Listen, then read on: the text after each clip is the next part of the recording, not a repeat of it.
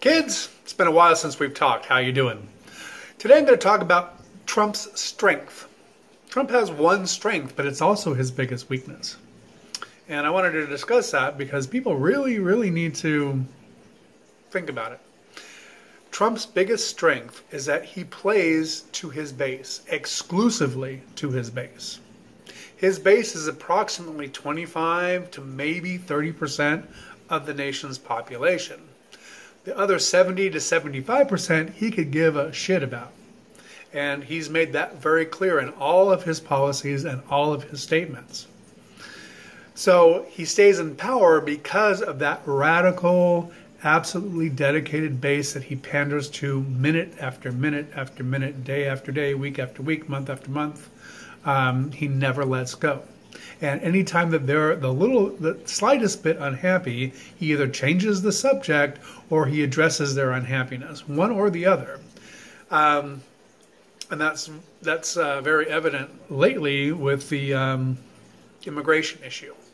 Now, just real quick, on a side note, the immigration issue has been going on since at least the early 70s. I mean, that's as long as I can remember it.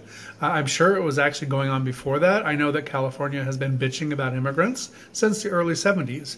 Actually, in the 70s, that and smog were the two biggest complaints in Southern California. They were the most popular complaints of all, of anything. So the idea that Obama suddenly made the immigration problem or the Democrats suddenly made the immigration problem is absolutely insincere. That didn't happen. That happened a long time ago, and it was the United States that made the problem. It was their policy of turning the other way and telling people to come and work, particularly in the fields in California, as they were irrigating the desert and becoming a world superpower of agriculture that got these immigrants coming. And you throw in the Hollywood propaganda of the land of milk and honey and you can do whatever you want and get really rich in the United States, and there you have a perfect storm. So this is not something recent. This has been something that people have been trying to make a crisis out of for years. The government's not going to collapse and our world is not going to collapse if a couple thousand more immigrants come in. It's just not. It hasn't yet, and they've been talking, the sky's been falling since, like I said, at least the early 70s. So people really need to get over that. Now, back to Trump's strength. Trump plays to his base. Now, this is his great strength because it keeps him in power so far, and it keeps the Congress away from him because the base keeps Congress at bay. And as long as the base is coddled by Trump, he'll be safe, as long as Republicans remain in control of Congress. So that's one problem he has, because right now people are getting tired of Republicans in general, and the fact that they don't do anything. And what they do touch seems to go to hell. So that could change soon, hopefully. But the other thing is Trump's base. Now, if you break it down, you've got mostly white, either super rich or super poor white folks that vote for Trump, and mostly males. And mostly those males are breadwinners of the House, most of them. And there's a big slice of that 25% that are evangelicals. Now, with the evangelicals, he's got this unique situation where they weren't necessarily for him at first, but the church leaders, when it became evident that Trump was going to win and become the next president, they went out on a great sales campaign and convinced their base that he was chosen by God himself to run this country. And therefore, without question, he needs to be followed because it's God's will that Trump is there. Now, that's a strength because it makes people blindly follow him and not ask questions. However, his conduct over the last year plus and the things that keep popping up about his history are making evangelicals really uncomfortable. And some of them kind of want to slink away, embarrassed, because what he's doing is against all their values and everything they've ever preached to everyone else their whole lives.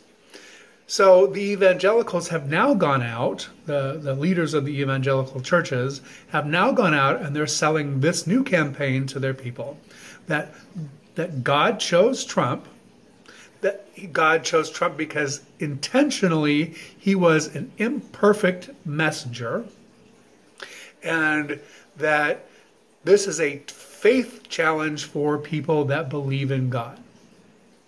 So you now have to not only believe in God, but you have to believe that God gets involved in United States politics. He picks winners and losers, and that he's now picking this person that's very ungodly, and that's a challenge to the faith of the real believers in God or Jesus or whatever the evangelicals believe in.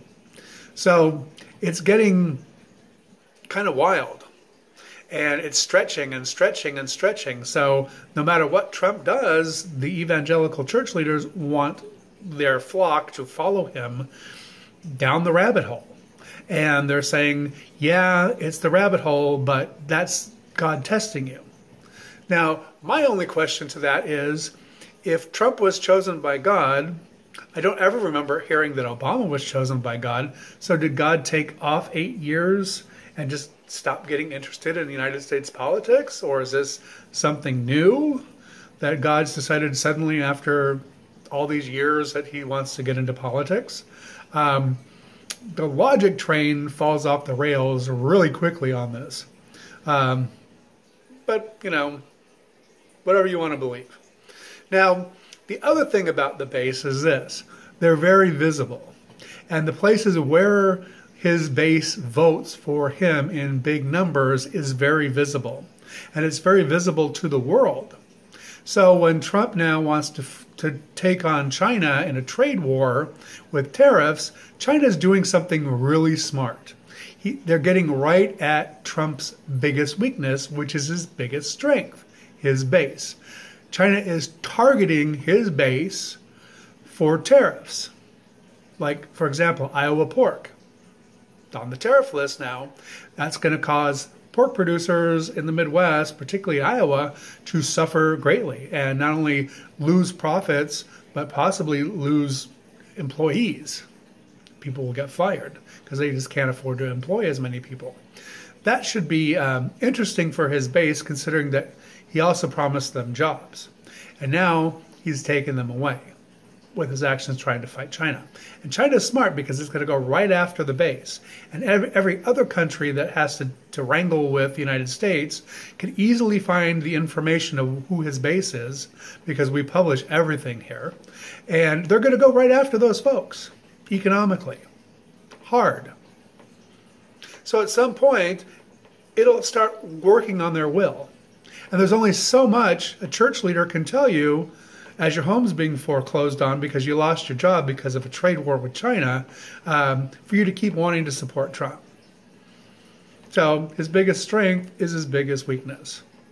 And it's kind of entertaining to watch it unfold because people are shocked. They never thought about this. They never realized it could be that easy. And it really is.